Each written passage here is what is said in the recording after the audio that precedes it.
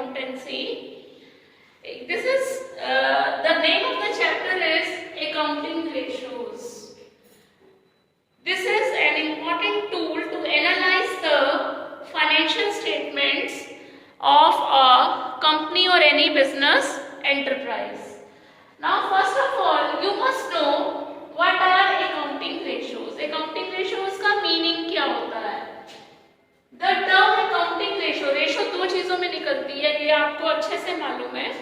तो क्या होता है कि बैलेंस शीट और स्टेटमेंट ऑफ P&L के किन्हीं भी दो आइटम्स की रिलेशनशिप को स्टडी करना अकाउंटिंग रेशियो कहलाता है। तो what is accounting ratio?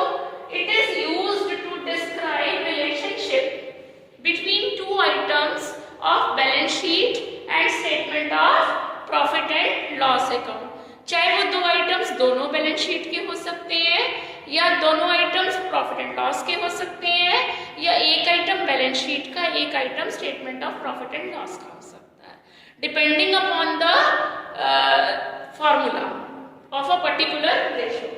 Now the expression of ratios. Expression of ratios मतलब जो रेशियोज का आंसर आएगा वो कैसे आएगा? प्योर रेशियो जैसे 2, 3 आंसर आपका ऐसे आ सकता है। परसेंटेज में 40%, 30%, 40%, 50% times 2 times, 4 times, 6 times and the last one is fraction 1/2, 3/5, 6/8। इस तरीके से फ्रैक्शन में भी आप अकाउंटिंग रेशियो को एक्सप्रेस कर सकते हो। Now meaning of ratio analysis. Meaning of ratio analysis we will try to understand on the board. Meaning of ratio analysis and analysis of financial statements. Financial statements का क्या मतलब होता है students?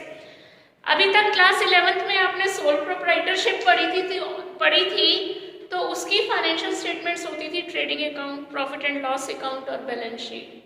Company के case में आपको Nitin sir पढ़ा चुके हैं फर्स्ट चैप्टर में, उसमें था statement of P&L, balance sheet, notes to accounts, ये सब फाइनेंशियल स्टेटमेंट्स होती हैं। तो रेशियो एनालिसिस क्या है? एक एनालिसिस है फाइनेंशियल स्टेटमेंट्स का with the help of accounting ratios. बच्चों अब हम पढ़ेंगे रेशियो एनालिसिस में हम क्या करते हैं। It is a study of relationship among various financial factors in a business। एक बिजनेस के फाइनेंशियल फैक्टर्स के बीच की रिलेशनशिप अभी भी डिस्कस किया था मैंने आपको। एक आइटम की दूसरे आइटम के साथ हम रिलेशनशिप को स्टडी करते हैं, चाहे वो दो आइटम्स बैलेंस शीट के हों, दोनों आइटम स्टेटमेंट ऑफ P&L के हो सकते हैं, एक आइटम बैलेंस शीट का और एक आइटम स्टेटमेंट ऑफ P&L का भी हो सकता है। Now what are the objectives of ratio analysis? इस मकसद क्या है, क्यों करते हैं हम ratio analysis? To simplify the accounting information. जो फाइनेंशियल स्टेटमेंट्स के अंदर आपकी अकाउंटिंग इंफॉर्मेशन होती है उसको सिंप्लीफाई करना अकाउंटिंग रेशियो से, ये हमारा पहला ऑब्जेक्टिव है। नंबर 2, हमें किसी भी कंपनी की लिक्विडिटी फाइंड आउट करना, यही आपका प्रोजेक्ट का पर्पस है। लिक्विडिटी का क्या मतलब होता है?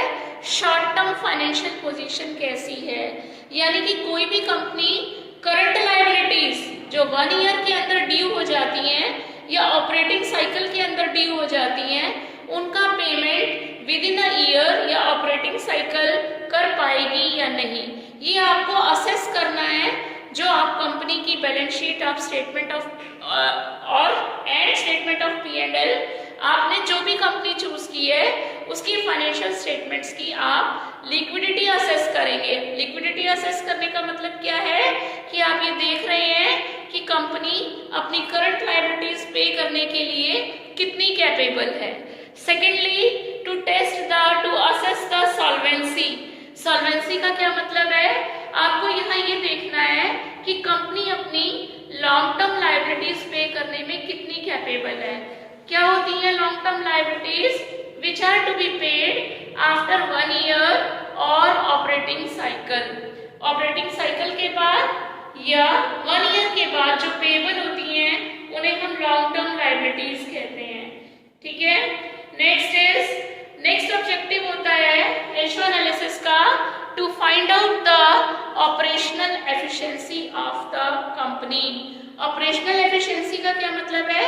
कंपनी की एक्टिविटीज यानी कि परफॉर्मेंस कैसी है in terms of turnover that is sales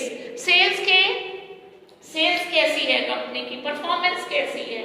and to analyse, next objective is to analyse the profitability of the company की प्रॉफिटेबिलिटी को एनालाइज करना। कंपनी की प्रॉफिटेबिलिटी कैसी है, क्योंकि कोई भी बिजनेस बिना प्रॉफिट्स के सरवाइव नहीं कर सकता। And lastly to help in comparative analysis, interfirm comparison and intrafirm comparison. What is interfirm comparison? जब हम एक बिजनेस फर्म का कंपैरिजन दूसरी बिजनेस फर्म से क्या करते हैं, ठीक है, सिमिलर बिजनेस फर्म से करते हैं, तो उसको हम इंटरफर्म एनालिसिस कहते हैं, इंटरफर्म कंपैरिजन कहते हैं। इंट्राफर्म क्या होता है? जब हम अपनी ही परफॉर्मेंस का, एक ही कंपनी की परफॉर्मेंस का हम प्रीवियस ईयर से 2 साल के बीच में अगर हम कंपैरिजन कर रहे हैं तो उसको हम इंट्राफर्म एनालिसिस कहते हैं। Now classification of accounting ratios. बच्चों आपको यहाँ पर 4 तरह की रेशियोज सीखनी है। 4 तरह की रेशियोज ही आपको अपने प्रोजेक्ट में निकालनी है। क्या है वो, कौन कौन सी रेशियोज है जो आपको सीखनी है? First is liquidity ratios. Liquidity ratios are calculated to assess the short term financial position of the company, कि कंपनी अपनी करंट लायबिलिटीज पे करने के लिए कितनी कैपेबल है। इसमें हम 2 रेशियोज निकालेंगे। एक तो निकालते हैं करंट रेशियो और दूसरी निकालते हैं हम लिक्विड रेशियो। एक निकालते हैं हम करंट रेशियो, दूसरी निकालते हैं हम liquid ratio. Second type of ratio analysis या second type of ratios which are calculated are solvency ratios. Solvency ratios are calculated to assess the long-term solvency of a company. कि long-term solvency कैसी है company की, मतलब how much capable the company is to pay its long-term liabilities. long-term liabilities पे करने में कोई भी कंपनी कितनी सक्षम है, अगर ये आप असेस करना चाहते हो तो उसके लिए हमको सॉल्वेंसी रेशियोज निकालनी होती हैं। और सॉल्वेंसी रेशियोज 4 हैं। वो कौन कौन सी हैं? नंबर 1 डेब्ट इक्विटी रेशियो, डेब्ट to equity ratio. Second is total assets to डेब्ट ratio, total assets to debt ratio. C part proprietary ratio, proprietary ratio. इनका डिटेल हम डिस्कस करेंगे while doing these ratios. Fourth one is interest coverage ratio.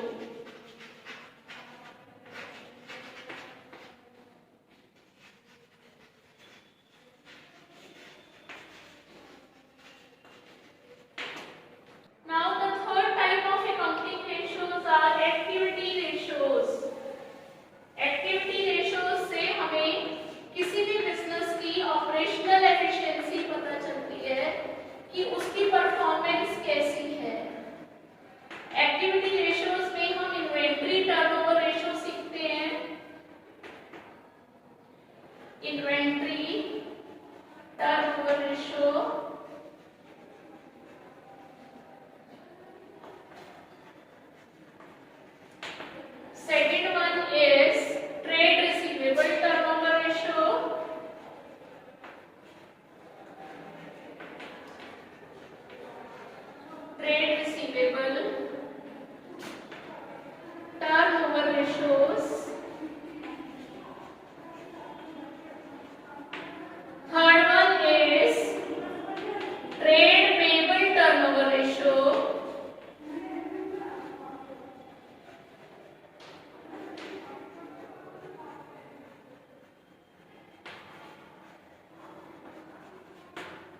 and the fourth one is working capital turnover ratio. Fourth one is working capital turnover ratio.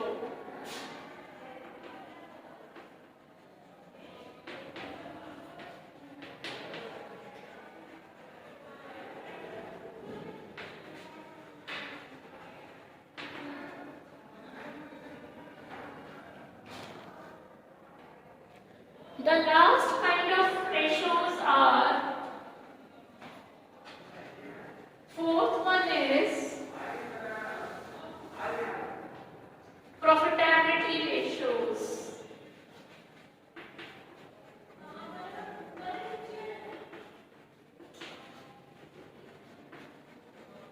Profitability ratios में भी बच्चों आपको 4-5 ratio सीखनी है.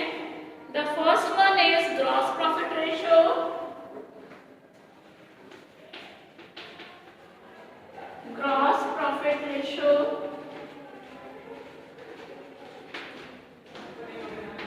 second is net profit ratio,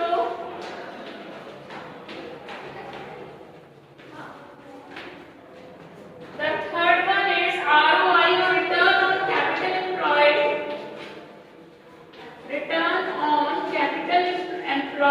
ratio.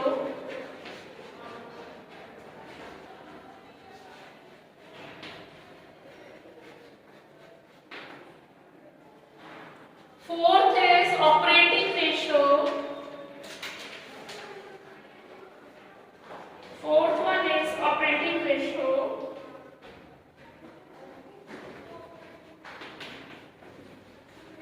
Operating ratio.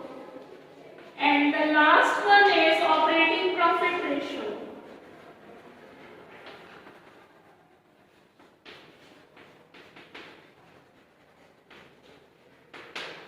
यही बच्चों आपको सारी रेशियोज निकालनी है इन योर प्रोजेक्ट. अब सबसे पहले हम स्टार्ट करेंगे, एक एक का डिटेल पढ़ेंगे. Liquidity ratios. सबसे पहले आपकी हेडिंग होगी liquidity ratios. First heading liquidity ratios.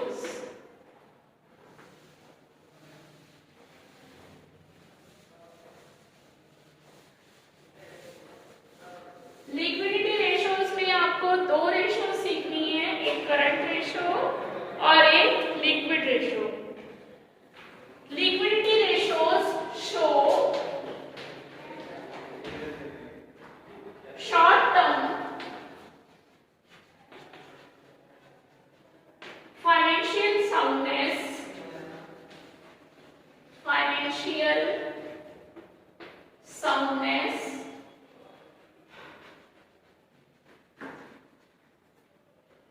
of the business. Short term financial soundness का मतलब है करंट लायबिलिटीज पे करने में कोई भी बिजनेस कितना कैपेबल है. 1 ईयर के अंदर या ऑपरेटिंग साइकिल के अंदर जो पेएबल लायबिलिटीज होती हैं उन्हें हम शॉर्ट टर्म लायबिलिटीज कहते हैं. हायर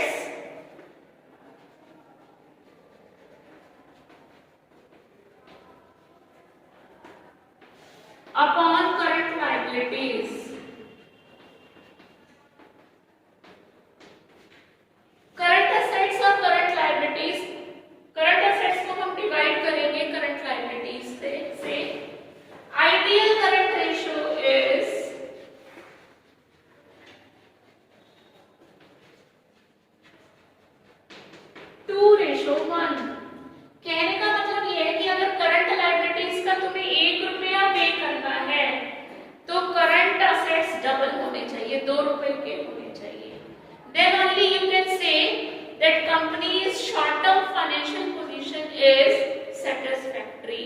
इसी तरीके से आप जिस कंपनी का एनालिसिस कर रहे हो उसकी करंट रेशो निकालो, current assets upon current liabilities.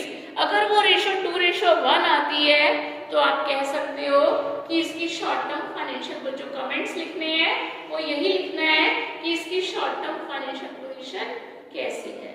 ठीक है, 2:1 से कम आनी चाहिए, कम सॉरी 2:1 आनी चाहिए। अगर इससे कम आती है, इसके नियर बाई आती है तो भी सेटिस्फैक्टरी है, इससे कम आती है तो इसका मतलब है कि वो कंपनी करंट लायबिलिटीज पे करने में कैपेबल नहीं है।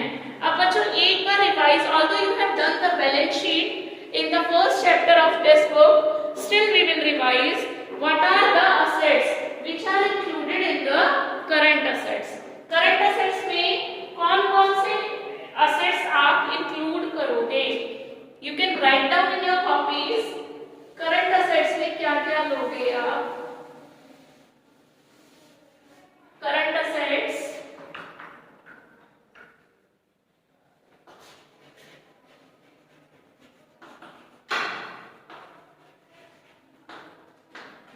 Current investments,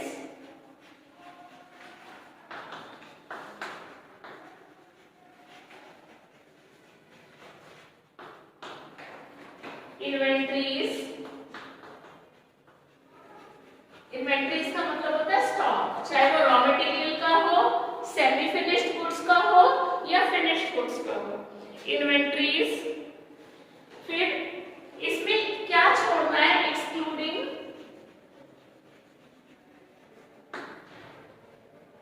excluding stores and spheres, ये छोड़ना है। Stores and spares and loose tools.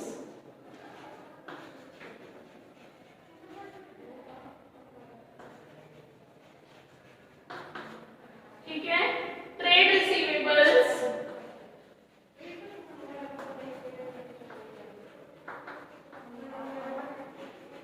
Trade receivables, net of provision for doubtful dates.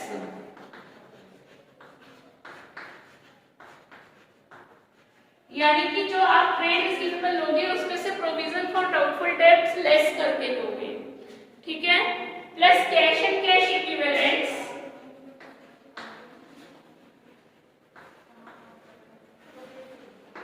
Cash and cash, cash and cash equivalents,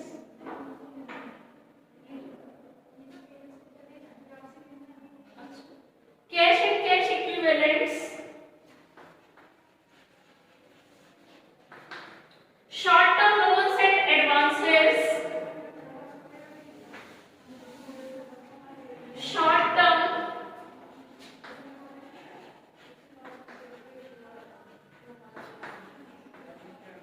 loans and advances, other current assets,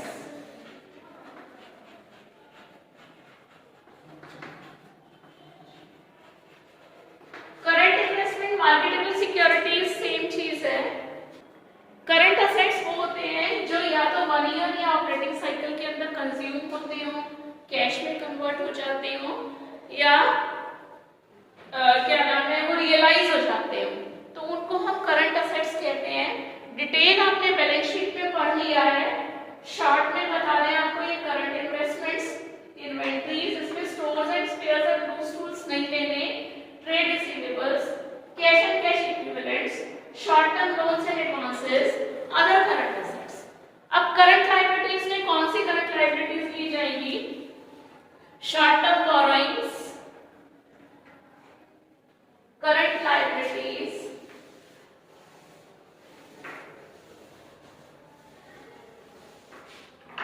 current liabilities में कौन सी लेते हैं हम? Short term borrowings, short term borrowings plus trade payables,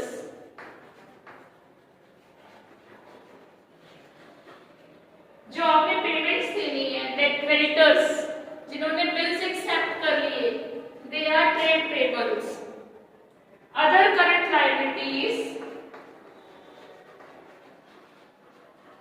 other current liabilities जैसे outstanding expenses, है ना, outstanding expenses, bank overdraft, ये short term borrowings में आ जाता है. Plus short term provisions.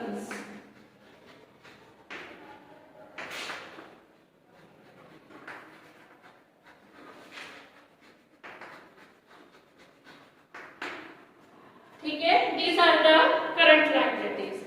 अब हमें एक चीज और रिक्वायर्ड होगी, लिक्विड असेट्स. लिक्विड असेट्स कैसे निकालते हैं हम? लिक्विड रेशो में रिक्वायर्ड होंगे ये. लिक्विड असेट्स कैसे निकलते हैं? अगर हम करंट असेट्स में से, टोटल करंट असेट्स में से माइनस कर दें इन्वेंट्रीज,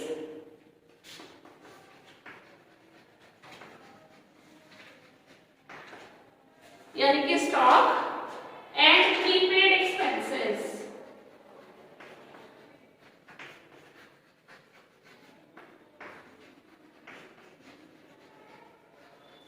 अगर हम इन्वेंट्री और प्रीपेड एक्सपेंसेस को माइनस कर दें तो हमारी क्या आ जाती है? Liquid assets. आगे बात समझ में. तो अब करंट रेशो निकालते हैं हम. Question number 1, ideal current ratio 2:1 है. इसका हम क्वेश्चन 1 ले लेते हैं. क्वेश्चन 1 कहता है, from the following compute current ratio. Question number 1.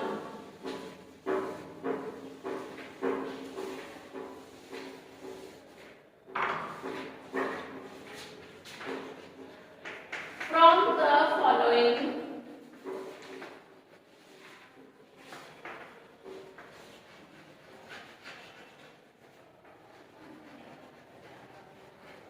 calculate या compute current ratio.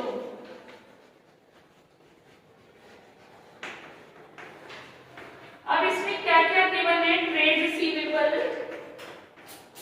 That is debtors, 1,80,000 की है. Prepaid expenses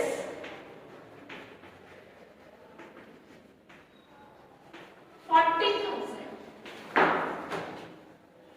cash and cash equivalents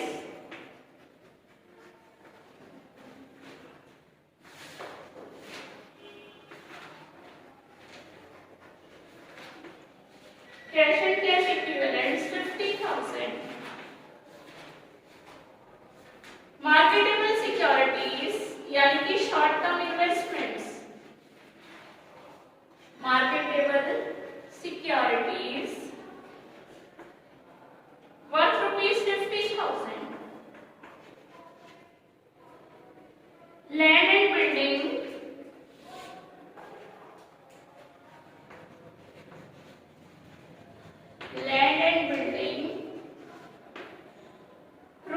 ₹5 lakh. Bills payable ₹20,000. Sundry creditors ₹1 lakh. Debentures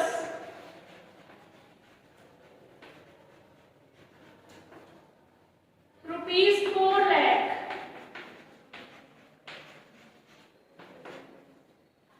Inventories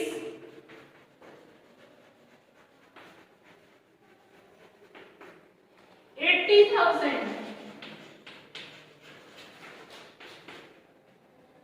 Expenses payable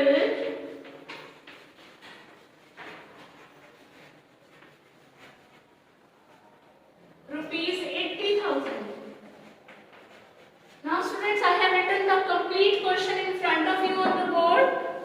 You have to calculate current ratio. Now we are to sort out of these which assets are the current assets and which liabilities are the current liabilities. अब बच्चों ये trade receivable, this is current asset, prepaid expenses current asset, cash and cash equivalents current asset. कौन section में? 12th commerce B. Marketable securities यानी कि short term investments, ये भी current asset है। Prepaid expenses current assets, cash and cash equivalent current asset, marketable securities that is short term investment, ये भी current asset है। लैंड एंड बिल्डिंग एक साल में बेच देते हो? नहीं, तो ये नहीं है करंट असेट। जो एक साल में कैश में नहीं कन्वर्ट होती वो करंट असेट नहीं होती। बिल्स पेबल ये करंट लायबिलिटी है। क्रेडिटर्स ये करंट लायबिलिटी है। डिबेंचर लॉन्ग टर्म के लिए इशू होते हैं, ये नहीं आएगा। इन्वेंट्री करंट असेट है और एक्सपेंसेस पेबल करंट लायबिलिटी है। पेबल मतलब जो पे करने हैं विद इन अ ईयर, वो तो है हमारी करंट लायबिलिटीज। अगर रिसीवेबल होता तो होते हमारे करंट असेट्स। क्लियर हो गया कंसेप्ट? अब हमें ये आपके सामने फिगर्स है, निकालोगे आप करंट रेशो, और करंट रेशो का फॉर्मूला क्या होता है? करंट असेट्स अपॉन, अब मैं ये बोर्ड साफ कर रही हूँ आपके सामने, अब क्वेश्चन आपके सामने लिख चुकी हूँ बोर्ड पर। अब करंट रेशो का फॉर्मूला है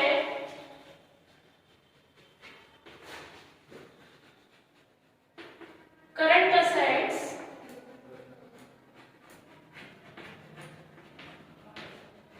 अपॉन करंट लायबिलिटीज। अब थोड़ा सा स्पेस छोड़ दो, नीचे लिखो वर्किंग। अब करंट असेट्स में क्या क्या लोगे आप? करंट असेट्स में जो जो आइटम्स आपको लेने हैं उनको नीचे वर्किंग में ऐड करके दिखा दो। जैसे trade receivable plus prepaid expenses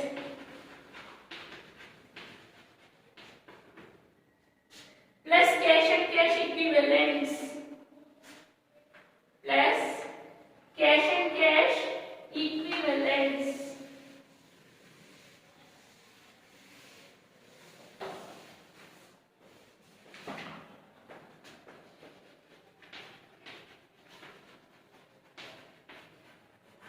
cash and cash equivalents plus marketable securities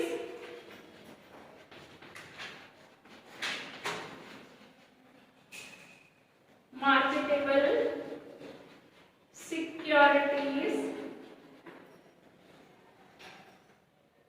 plus, और देखो current asset inventory.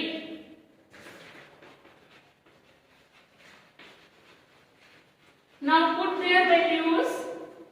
Trade receivable की value 1,80,000,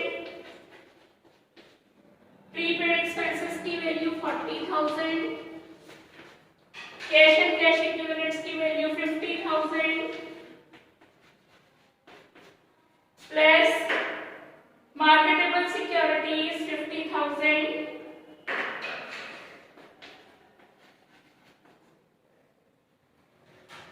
plus inventory 80,000. Add them together. How much do you get? Add कर दो इनको, टोटल कितना आएगा? 2,20,000, 2,70,000, 3,20,000, 4,00,000। Similarly आप current liabilities find out करो वर्किंग में। Working note number 2, current liabilities. Current liabilities में क्या क्या लोगे आप? करंट लायबिलिटीज में बिल्स पेबल, सन्ड्री क्रेडिटर्स और एक्सपेंसेस पेबल, ये 3 चीजें हैं।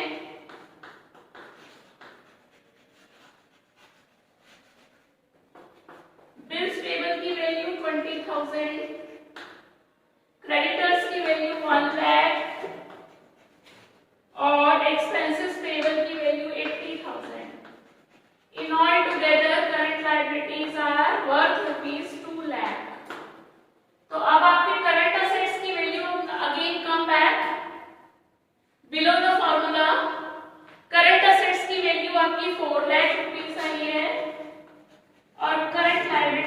वैल्यू 2 लाख आई है, 5 जीरो से 5 जीरो कट गई, 2:1।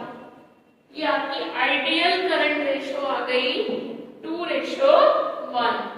तो स्टूडेंट्स अब इसको 2:1 का मतलब क्या है कि इसकी short term financial position of this company is fine, is quite satisfactory। ठीक, सिग्निफिकेंस इसकी क्या है, करंट रेशो की क्या सिग्निफिकेंस है? दिस रेशो जजेस द शॉर्ट टर्म solvency या liquidity of a company। If the current ratio is 2 or more than 2, it means the firm is adequately liquid। अगर current ratio 2 है या 2 से ज्यादा है तो company has sufficient current resources and shall be able to meet its current obligations। अगर less than 2 है, the firm may face difficulty in meeting its current obligation। तो firm को problem हो सकती है अपनी करंट लायबिलिटीज का पेमेंट करने में। High current ratio means better liquidity position. Current ratio अगर आपके 2:1 से भी ज्यादा आ जाए तो बेटर लिक्विडिटी पोजीशन है, but a very high current ratio means poor operational efficiency. अगर बहुत ज्यादा हाई रेशो आ जाए इसका मतलब आपके रिसोर्सेज का आप प्रॉपर यूज नहीं कर रहे, इन्वेंट्री को प्रॉपर मैनेज नहीं कर रहे, आपके कैश और कैश रिसोर्सेज भी प्रॉपर यूज नहीं हो रहे। ठीक है, तो ये कई रीजंस की वजह से वेरी हाई हो सकती है। स्टॉक इंक्रीज हो रहा है, सेल्स कम है तो भी ये रेशो वेरी हाई आ जाएगी।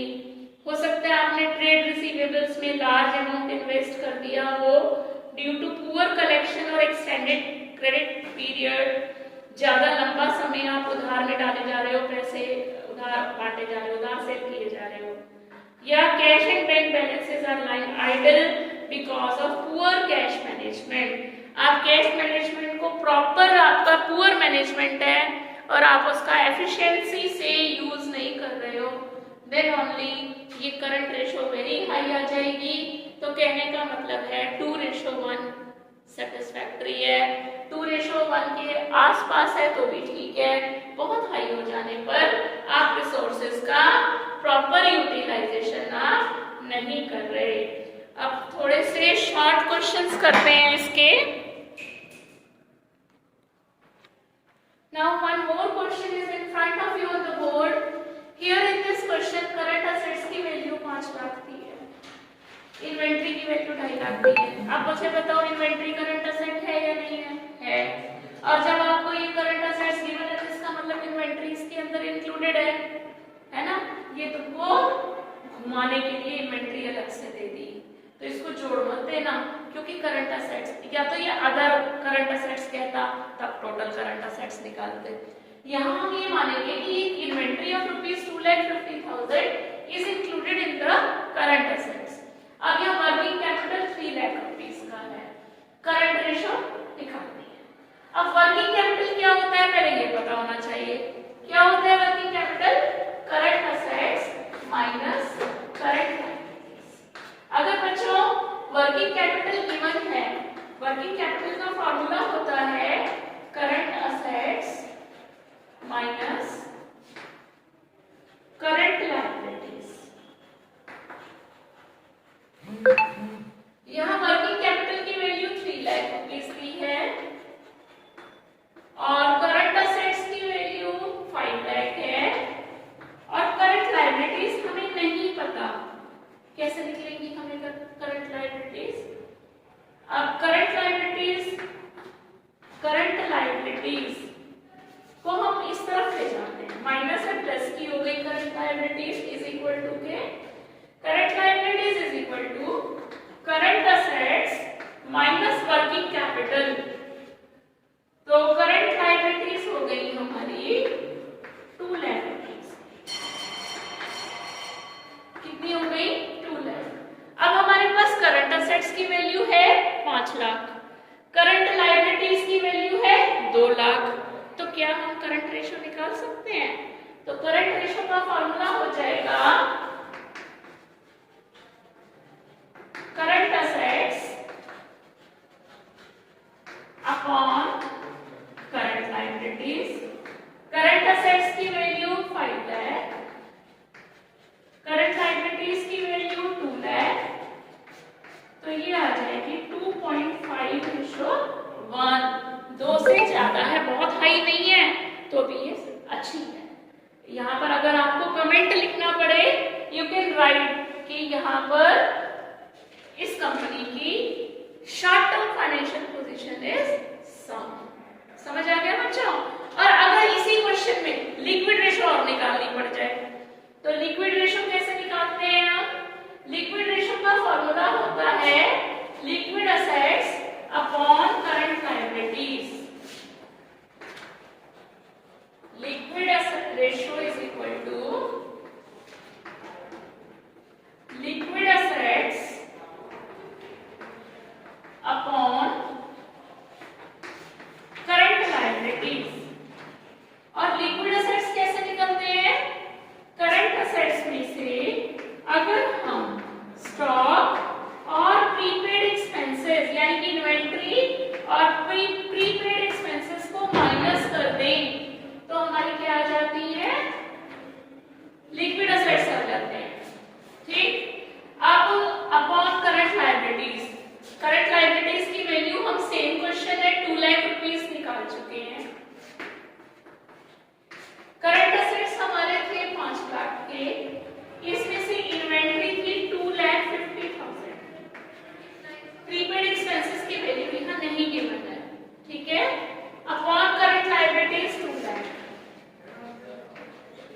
यहाँ पर आ गया 2,50,000 अपॉन 2 लाख, तो ये रेशो आ गई 25:20, है ना। इसको फर्दर डिवाइड कर देंगे हम 1.25:1। आइडियल करंट रेशियो होती है आइडियल लिक्विड रेशियो होती है 1:1, और ये भी 1:1 से बेटर है, वेरी हाई नहीं है, बेटर है। तो लिक्विड कंडीशन लिक्विड रेशियो जो है ज्यादा बेटर इंडिकेटर होती है लिक्विडिटी की। क्यों? क्योंकि इसमें स्टॉक और प्रीपेड एक्सपेंसेस एक्सक्लूडेड होते हैं। स्टॉक के साथ अनसर्टेनिटी होती है कि पता नहीं बिक पाएगा या नहीं, है ना। तो अगर हम उसे निकाल दें, और प्रीपेड एक्सपेंसेस जो एडवांस पे कर दिया, once paid in advance can never be converted into cash. एक बार जो एडवांस पे कर दिया वो कैश में कन्वर्ट नहीं होता, ठीक है। तो इसलिए जो है लिक्विड रेशियो बेटर इंडिकेटर है, क्योंकि ऐसे 2 करंट असेट्स हम इसमें नहीं लेते जो हमारी